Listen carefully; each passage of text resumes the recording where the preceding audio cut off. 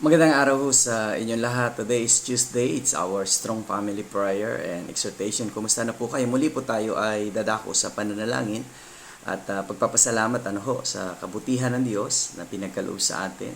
Tayo po ay manalangin. O aming Ama, maraming salamat muli sa araw na ito.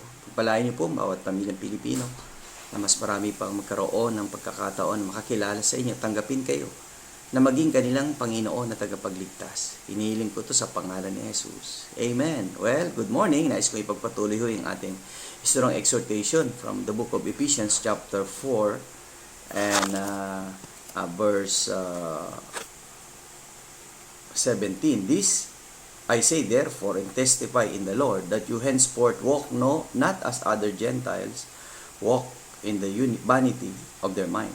Well, ito po yung hamon sa Church of Ephesians na sila'y lumakad na naayon na sa kalooban ng Panginoon.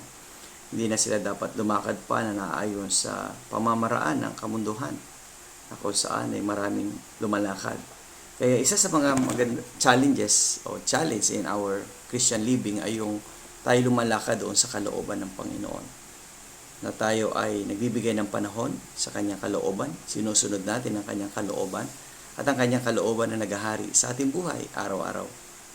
At nagbibigay ng gabayan Diyos sa atin at lumalakas ang ating pananampalataya.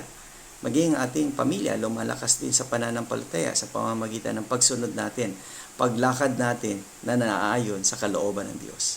Sama-sama tayo bilang isang pamilyang Pilipino na lumakad sa kalooban ng Diyos. Magkita huli tayo tomorrow, Wednesday, sa ating Strong Family Prayer and Exhortation.